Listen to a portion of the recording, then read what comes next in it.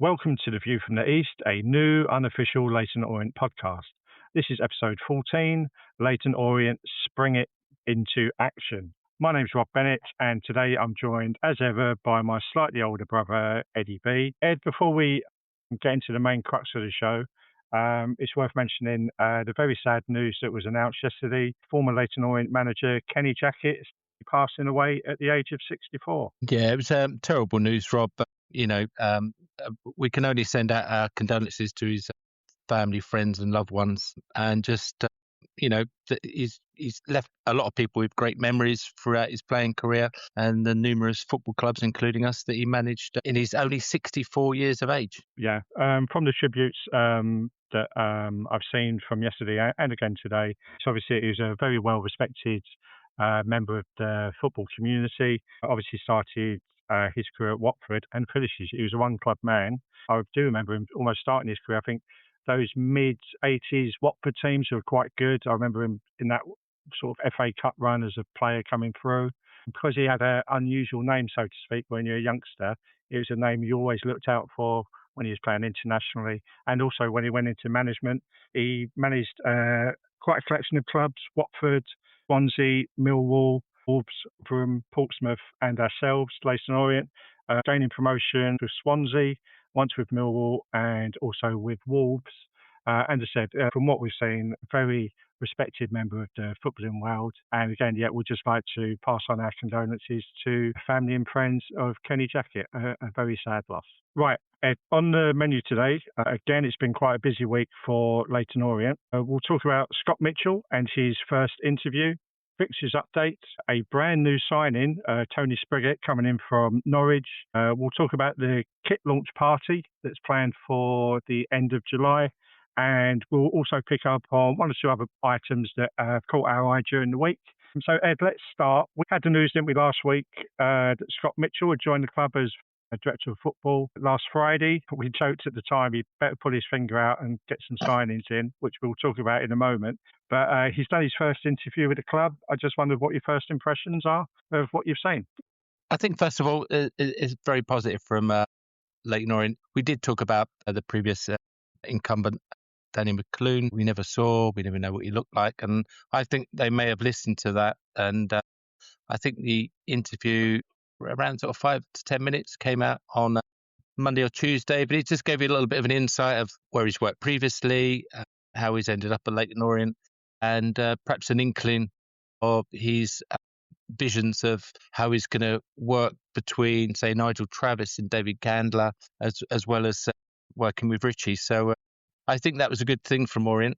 We get to see him. And I think he came across quite well. I don't think he didn't open up too much. Obviously, he wants us to be on the bus all together. But, I think it was a good idea to get something like that out, just to show fans how the club possibly is going to be moving into a different direction with him sitting in that director of football position. He mentioned in his interview that it had been quite a thorough process in terms of, I suppose, the build up to his appointment. So it looks like they just haven't picked a name out of the hat or sort of been sort of recommended him, or just take him on, he fits the profile. It looks like they've done their sort of, I hate that word, due diligence, but, done their homework on him. I'm sure it's been more than just one interview or one team's meeting with Richie and the board to sort of try and put himself over.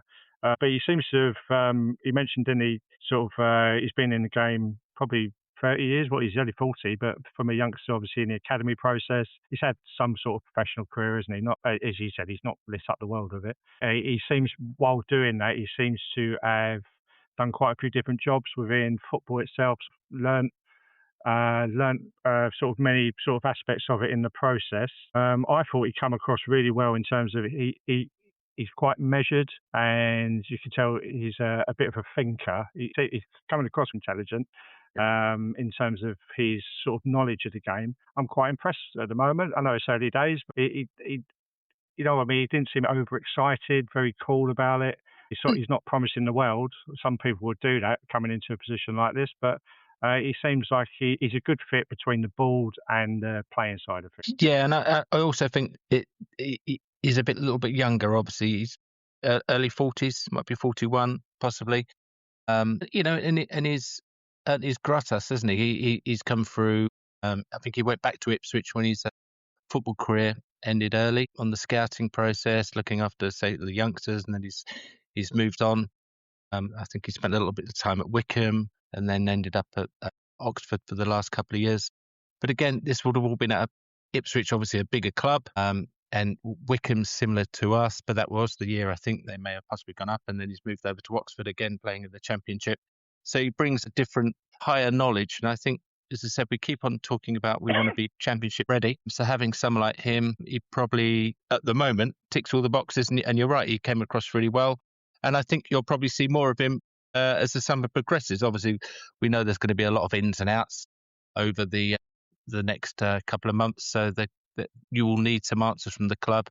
And I wouldn't be surprised that he's probably that person putting himself in the forefront, explaining why decisions have been made, to give Richie some time to concentrate on the pitch. Yeah, I think he joins that band with people who come across very well in interview or when they're talking about the club. So I think Steve Tate does. We met him briefly, didn't we, at the fan park? But also on the forum, he comes across very knowledgeable, and again, he's young in his job, but he knows what he's talking about. Obviously, we've got Mark Devlin, who's very experienced in his role in terms of the number of clubs he's worked with. Again, he's happy to sort of communicate with the fans directly, whether it be on X or forums and stuff like that. So I think we've got a good nucleus there. If they can get that side right and work well together for however long this period will be, if that then helps Richie and takes any sort of pressure off that side of the business in terms of Richie himself can trust that Scott's going to just get on with what he needs to do and helps him out, then it all bodes well, I think. And one thing I've picked up on, this might put pressure on us in case we ever interview him. George, I think, from the media team was doing the interview. A couple of times Scott would say, "Oh, good question." So if he ever comes on this podcast, we might be under pressure to think of some good questions. Yeah, in time, Rob. I'm sure he'll be on the pod, and we can we'll have time to write down some good questions. Yeah. No. But do you know what? I think it's a positive move, and also very media trained. He came across really well, and he spoke really well. And I think that's probably the younger. I say younger, but he's probably in his 30s, 40s. He's probably had to do these type of interviews when he was at Ipswich, Wickham, and Oxford previously, and it's just a different generation of people coming through, I think. So on paper, and from what we've seen so far, it looks like a really good move by the club. Yeah, we'll see what happens. Obviously, he did quote a couple of times, we all need to be on the bus together. So at the moment, we're on the same bus, quite happy to be on it with Scott. Let's see where that bus takes us. I'm just giving you before we forget, I'm just giving you another merchandise on the buses, picture of Scott Mitchell, Richie Wellens, and perhaps Nigel Travis and David Gander. I don't know who will play the characters on the buses, but I'm just thinking we could put their pictures. I would imagine Richie will be the Reg Varney. Nigel Travis will be Blakey. I don't know who at the club would play Jack, who was a bit of a womanizer. And then you've got Arthur and Olive. So they're the main characters, aren't they? Maybe the listeners can pick out who could fill those parts. I don't know. But yeah, definitely Richie is Reg Varney. Yeah, just chuck it out there. That's all. Yeah, okay. But yeah, maybe a T-shirt, Ed. We could get a T-shirt done with that. Sell it at the fan park. That would be great. Ed, we've had a few updates actually on fixtures this week. We said last week, I wonder if there'll be any more. We thought maybe the Tottenham one, but we'll come on to that in a minute. So they've announced an away fixture to Swindon, which will take place on the 28th of July, which is a Tuesday. I'd imagine we've had some connection there, haven't we? Obviously, Richie has worked there as a manager. He sold Drinan onto them. He found that club for Drinan, didn't he? So I don't think many people are looking at him. By the way, Drinan possibly going to Blackburn or the like for about 8 million. They're looking at him, so he's done well for himself. Look, Ed, don't believe everything you read on X, but I believe this one. It said 8 million, so good luck to him if that comes about. I mean, if he's 8 million, then if we'll mention Ballard later, Ballard would be 10 million, wouldn't he? He's playing in a better league. Do we get any money? Do we get any money from that after 8 million, or did he contract? You never know. Contract run? No, but he was sold, wasn't he? So let go. So maybe there is a nice. I've not thought of that. Maybe there's a nice little sell on. I'm sure Liggy would have had that in the contract. Definitely. Yeah, that would have been his parting gift. Yeah, but I think that's a good game. That seems better, doesn't it? Remember last year when we were playing like 2 away games on the same night? Ebbsfleet would be one. The other one would be, I don't know, Potter's Bar or something like that. Swindon sounds maybe a bit more competitive and is probably a decent pitch. I wonder, as we said, I wonder whether Richie will have a little bit more say in how the club's run, pre-season friendlies, etc., the types of players we're getting in. Perhaps that he's probably made a phone call and said, look, are you free on this date? We're available. He's obviously got good connections with the club. It seems a bit of a no-brainer, doesn't it? A good competition as well, because obviously they're only one level below us. But I think these are the types we need proper games to be playing, especially we're getting closer as the season starts. We can't, no disrespect, but we can't be playing a Northern South conference team. If we're playing someone like Swindon, that gives us a bit of an idea of how the season's going to kick off and gives the players a proper run out. Yeah, a good chance also, I suppose, to do a bit of scouting of their players. You never know, there might be one or two who are on their list somewhere that they're potentially looking at, and also maybe to get a feel if Swindon want to take maybe a player or two of ours on loan, or one of the players they're looking to move on. Maybe there'll be conversations around that as well. But yeah, that sounds like a good one. The other fixture they've announced, new fixture, so we will not be playing Totland, it would seem, in the JE3 trophy this year. Instead, we are playing Southend away on Saturday the 25th of July, which is a 3 p.m. kickoff. Again, fans online seem quite interested in this game. We haven't played Southend for years, obviously, because they're non-league, so to speak, these days. But yeah, does that sound a better game than playing Tottenham's under-21s? Yeah, I think it. Again, it's going to be another competitive game. I imagine Southend's season probably starts possibly a week before ours, so it could be one of their last games before they kick-start their season. And obviously, we know that Orient have a big fan base around that Essex area, Southend area, so I would expect there to be a decent crowd and it's quite a competitive game. And in some ways, it's been brilliant playing Spurs over the last few years. But if you're playing your first team against their under-23 team, is it as competitive as it could be? Whereas I think you're probably going to be playing Southend's first team. And obviously that they were unlucky not to go up last year. I think they got into the playoff stages. So they'll probably be pumped up, ready to go by the time we play them. So again, it's going to be a different type of football that'll be coming up against, but it'll probably be a good to see how our players are they up for it by playing someone like Southend. I think it's a win-win, really. Yeah, I think the Southend fans will be up for it as well, wouldn't it? It'll be quite a competitive sort of fan fixture, if you know what I mean, if they get a good crowd for it. This did spring me into motion in terms of everyone's been to a game via train, car. I've got the option, I think, of doing a first for me. I could potentially get to this game by boat. I live in Kent. I'm literally 3 minutes from the harbour, where I can pick up a ferry that goes to Southend, £29 return. Thank you very much. Leaves at 10 in the morning. I get there, I can have a spot of lunch, watch the game. The only thing that may be against me is if I can get back on the same day. Have you ever been to a game by boat? Not by boat, Rob. I've been to a game by plane. I went to there's a reason they call me Shampers. I went to the Exeter game the season before last, the one we won 6-2. So I finished work a little bit early and got a plane from City Airport, dropped me off in Exeter. What a night. It's the only time I've ever done it though, Rob.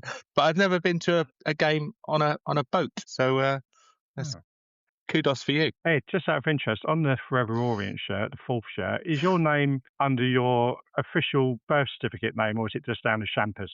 I did put that down, so it'd be interesting to see whether that's on the shirt for everyone to see. All right, yeah, I look forward to that when we get them. The other update that there is, we spoke about the Royal Antwerp game, which is on the 2nd of August.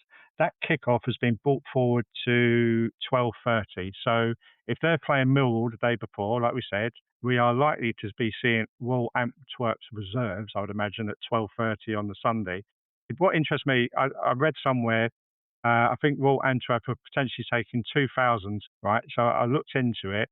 They do like to travel. They seem to quite travel in numbers and in quite force, in terms of they have got sort of quite a reputation for when they do travel amongst the Belgium league. Maybe that's why they brought the kickoff forward, so that these lot can't be on the old Belgian beer too much before. Yeah, I wonder, because last week, didn't we mentioned, I'm sure they would have known about it. We couldn't have been the first people to tell them that they were playing Millwall the day before. But I imagine if they're playing Millwall at 3:00 on the Saturday, again, that they have a reputation of potentially being the Millwall of Belgium. It's going to be a busy afternoon around that area, and perhaps they just didn't want Coronation Gardens full up of drunk Belgians drinking Stella in the Yeah. before the kickoff. So there may have been a reason for that, but if if if they're going to play the first team on Saturday at 3 o'clock, I can't imagine they're going to be playing their first 11 at 12:30. Yeah, I But think if we have early kickoffs, don't they open the restaurants and bars a little bit earlier well, you can to still get a combat with 4-pack of stuff like Stella, that? can't you? And drink it in the park. You can still do that. I Yeah. think, Ed, this may be what ticks me over for not going to the fixture.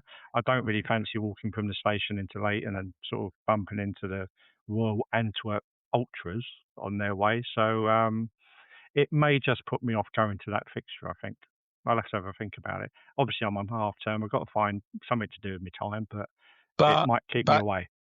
you may change your mind after we come through to one of the later segments, because there may be something you might want to be wearing at that game, Rob, which will That's be very 2 days true. later. That's very true. Ed, let's move on, which I thought was a bit of a surprise, actually. So, on Thursday, Orient sprung into action. See what I've done there, Ed? They sprung into action by announcing the signing of former Norwich player Tony Springett, who apparently is a left-footed winger. This come out of the blue. I didn't see his name mentioned anywhere on forums, transfer rumours, anything like that. It's just all of a sudden we've got an announcement of a new player. Yeah, you're right. I think a message may have pinged up on my phone around sort of like 7 o'clock on Thursday evening. First signing, all excited. Yeah, and I'm sure I was like the rest of you. He had to go onto Wikipedia to see who he actually was. But he's come through the Norwich Academy. He's 23. Looks like he broke into the first team the last year or so. I think around sort of 15 appearances in the first team last year. Norwich were on a really good run at the back end of last year. Chance they may have possibly got into the playoffs. Obviously, they're managed by Philippe Clement, the old Rangers manager who's turned their season around once he joined. He looks to me like he could be a Coxey type player, 5'7", tends to play on the left hand side, scores a couple of goals, getting the balls in, but perhaps he's the right age. He's been playing at a higher level. They've obviously had their eye on him for a little while. Yeah, could be a good signing, Robin. It's a free transfer at the end of the day. I imagine his salary may have come down a little bit, but perhaps the money we've saved on Happy, we've got someone with championship pedigree playing for us next year down one of the flanks. Potentially. I think he ticked some of the boxes we spoke about, or we've been lacking. So energy, athleticism, runs his heart out. This is what he said. Will give everything. Passion, skill. We've been missing quite a bit of that, I think, over the last 12 months. So he's spoken a good game, likes to express himself on the ball. He's had a couple of loan deals, hasn't he, in our league, Northampton and Derby. I presume that Derby team must have been quite difficult to get into at the time because they went up that season. The only thing that concerned me, Ed, he mentioned something about spinal injury, which obviously I looked up. I can't see anything. Maybe that was just something that kept him out of the game for 6 months. What there's been no mention of, fortunately for us, is like knee injuries or anything like that, because that has been our Achilles heel, so to speak, over multiple signings over the last 2 or 3 years. This is according to Richie. He seems to be a good character. I think that's one thing they are looking for at the moment, isn't it? Good character. I suppose good for the dressing room. According to Richie, he likes to collect fines amongst other players at the age of 23, but apparently is quite unusual, and likes to run the dressing room. So I wonder if he's a bit of a mouthy git, sort of, when he gets to the training ground. Yeah, it's similar to what we were talking about last week, Rob. You know, like that Aaron Connolly type character. Perhaps you do need a couple of hotheads on the pitch who are going to pull people up by the scruff of the neck if they think they're not pulling their weight. And so, it's a big move for him. Well, I say a big move. He's got another 2 years. I think there's 2 years with an option of a third, possibly. There's a chance for him now to show to Norwich, you should have kept me. I'm too good for this level. We can only hope that. Would you say he's Karoma's replacement, or are we looking at the wrong? Need to look left-sided. So perhaps he definitely looks like a left midfield, left winger type player, but is going to run in for those crunching tackles. And I suppose he can. Yeah, maybe he plays across. I thought he was a right-sided left footer, because normally you're inverted wingers, but I presume he can play either wing. If he's on the right side, there's no one really been outstanding over the last season. I know we've had a bit of a mix and match and Theo come in and picked up multiple positions really up until the end of the season. But yeah, maybe that right side is somewhere he could cut in. Demi Mitchell tried, didn't he, by the end of the season, but I wouldn't hang my hat on him in terms of being able to do it for a whole season. If this guy is fitter, younger, more energy, maybe more skill, then he's got to be in the first team straight away, I'd imagine.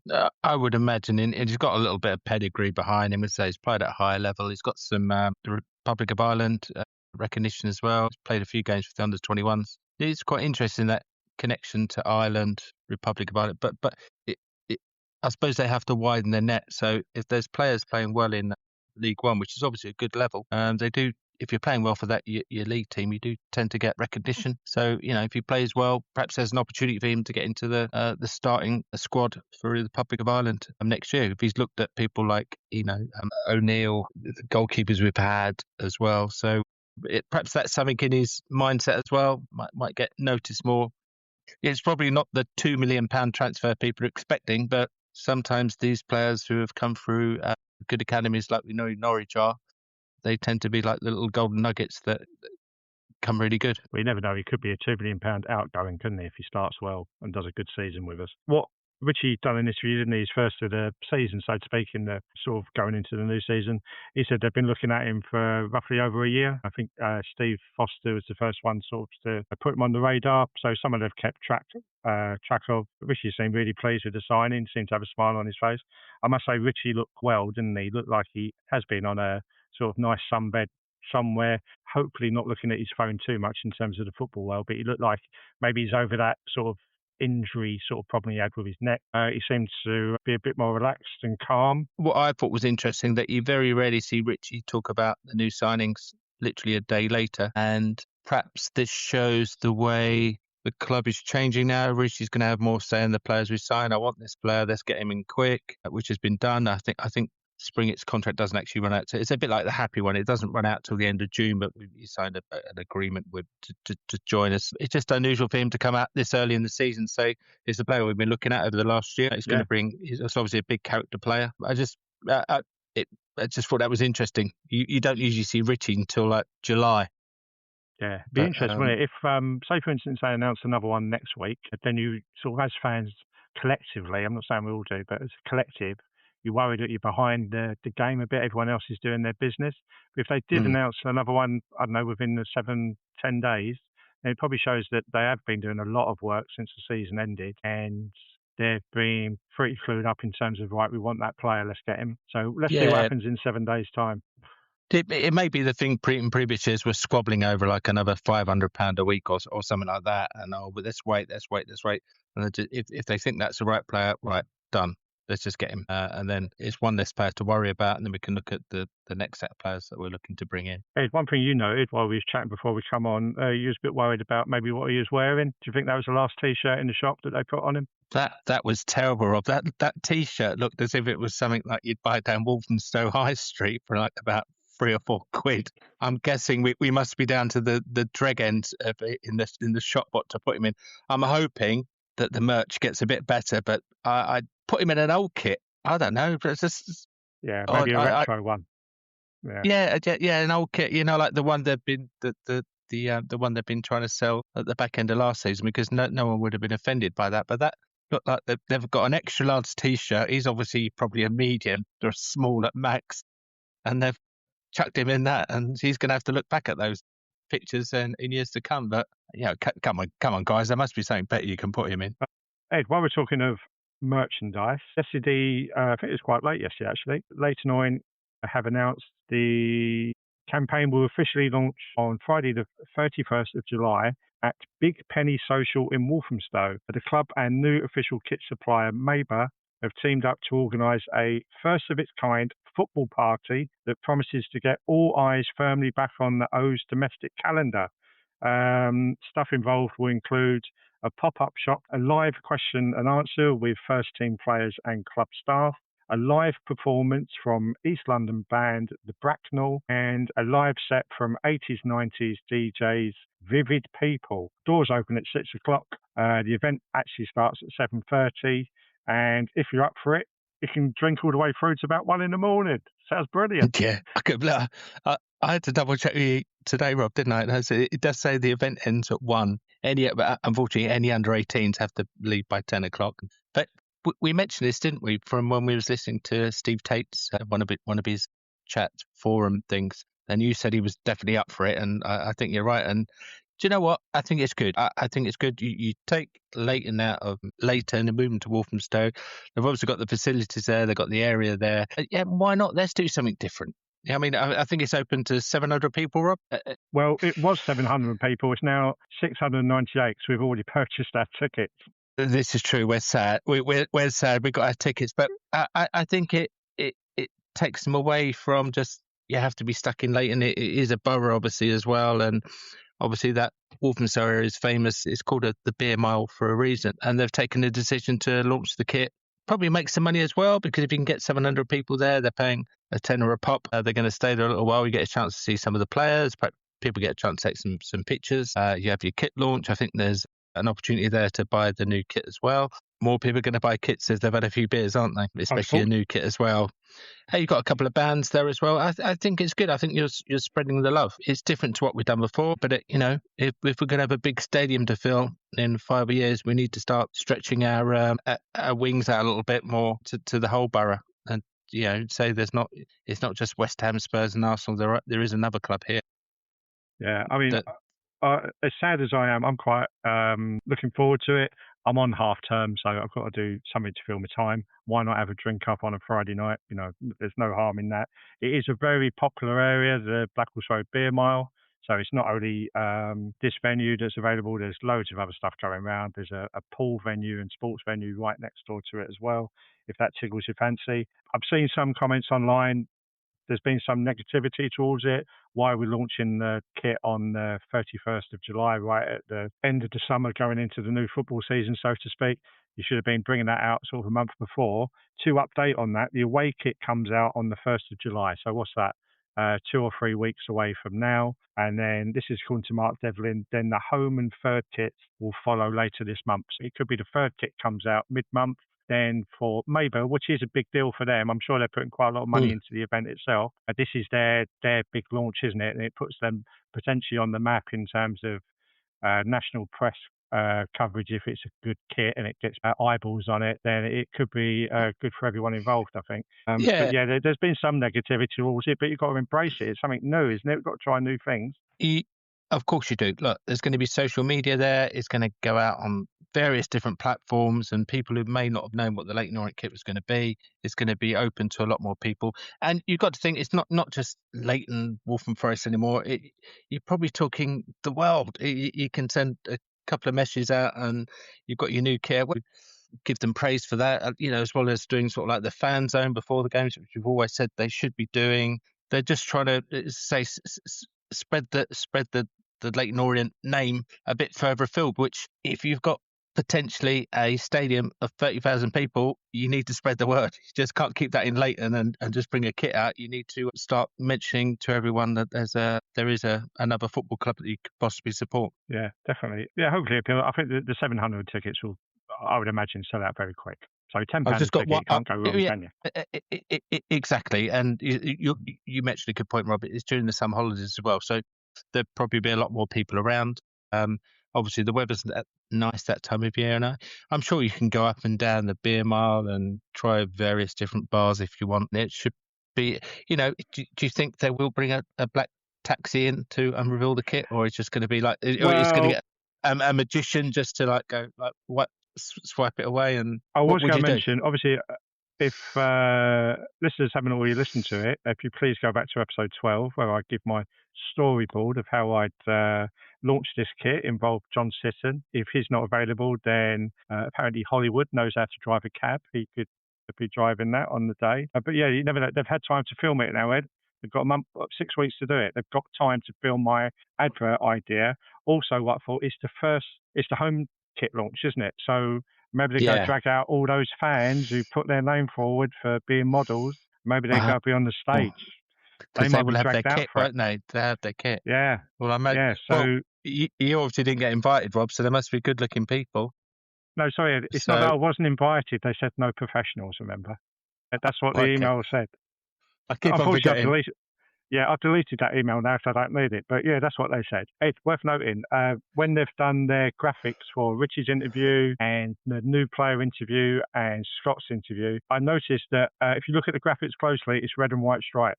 I've seen somewhere that potentially the kit is red and white stripe. Have we ever played in stripes? Well, I think it would go back. Well, it depends what. I think there was an early kit in the 80s, wasn't there? It was red with white pinstripes. It might have been a Taylor Walker. After we left the braces kit, it was red with thin white pinstripes. So they may be going, look, the braces have been done to death. So perhaps they're going, what is the next stage? And perhaps they're looking at something like that, which still has that nostalgic feel to it. So, yeah. But yeah, good. How you've noticed sort of like they've changed the graphics on some of the player interviews this week. That could be, they may be sending out a sign to us all that this is what it's going to look like. Yeah, it's worth looking at Ballard Watch. Now, depending on who you are, personally, I don't think he might start the season with us, but I think there's competition for his signature in terms of wanting his services. Ed, give me a list of teams who's potentially been linked with him this week, please. Right. So I've been keeping an eye on this. I think we probably all know that he won't be playing for us. Let's put it this way, at the beginning of September. So I've got a list of clubs, Rob. The more clubs, the more money he's going to gain. So I've got Swansea, I've got Bristol City, I've got Wrexham, West Ham, Portsmouth, and Werder Bremen as well, Rob, as well. So, the more clubs that are linked to him, I would expect the price of him to keep on going up and up and up. What are your views? To have competition. It's good. Well, it's good to have the more teams involved. Then eventually, say Orient said a silly price, 10 million. One of those clubs will jump and say, "Look, here's the money." That always happens. Someone jumps the gun and just gives you it and gets the deal done. Out of those, unfortunately, the one club that probably will have the money is West Ham. So but how he feels about going to Stratford, basically. But West Ham have got to sell first, Rob. I think they need to pay Barclays back 50 million quid by the end of June. One of their dodgy. Yeah. So if you look at some of their forums, and I think that's common news. So that Sullivan either needs to sell his shares, or one of those two. Is it Krajinski and Sullivan? They've got to pay that basically. So they will need to sell some of the players. I would imagine about 8 or 9. So before you can start going into the transfer market, they've got to sort their own finances out first. So I wonder whether that may delay them. So then you'd be looking at teams that have actually got the money to go. To be fair to West Ham, I think they've got other things to sort out other than their finances as well at the moment. I guess it might end up where he wants to go, I suppose. If there are a number of clubs in, he might have a choice of where he wants to go. Wrexham are obviously big spenders. They're going to push, aren't they? Maybe one of the other relegated teams, Wolves. Mind you, Wolves are a mess at the moment. Rob Edwards been shown the door after, 6 months? That's a joke. But it could be, maybe one of those Burnley. They decide to stump up. I was just about to say, it wouldn't surprise me because they'll probably have the parachute money, won't they, as well? But there's a lot of big clubs in that league, Rob. You've got like Birmingham, say Wrexham as well. You've got West Brom are a big team. Birmingham, Stoke have got the money. So I suppose for his point of view, it's probably good because I think you'll just have it'll just keep on going. Yeah, you're right. Someone could offer 10 and so we'll pay you. I wonder whether we may accept a deal where we probably get their 1 or 2 players from the opposing team back into us. Might be, let's say it's Bristol City, for example. I'm just chucking out there. But you may find, okay, you can have him for 10, but we'll want your best reserve striker or a striker who's not going to get in your team as a freebie. So the deal actually may be around 12 million, 13 million. But the more clubs involved, the price should go up and up and up. Do you reckon what's best, Ed? Scott, we've got no pressure actually, have we, to sell players at the moment? This, that and the other. We're in a strong position. We've got a long contract on him, 2 more years and another year on top of that, I think. But if we was to boss him before Richie sort of emails me moaning, you don't know what you're talking about football-wise, but if we was to speculate, what do you think's better? Get him out the door as soon as possible and take the money, or start the season with him? Start the season with him, because if he scores a couple of goals, his price could go from 10 million to 13 million. And imagine if you're a big team, you've lost the first 2 games. Does he want to stay? I suppose his probably eyes have been opened by his agent talking to different clubs. But if we don't need to sell, we don't need to sell. But I would presume that the club is ready for him to go, and they've probably got transfer targets off the back of that. So I wouldn't be expecting free transfers in the summer if we do sell him. I would expect us to smash our transfer fee record. We'll be buying 22, 23-year-old players who have proven themselves in League Two or League One already, and the opposing clubs need the money. Okay. Ed, before we wrap up for this week, I've got my idea of the week. I always have my thinking cap on. We spoke about your calendar the other week and about basically it's out of date. Ed, I've got an idea. This is a winner. But you do six monthly calendars. So basically you're producing 2 a year.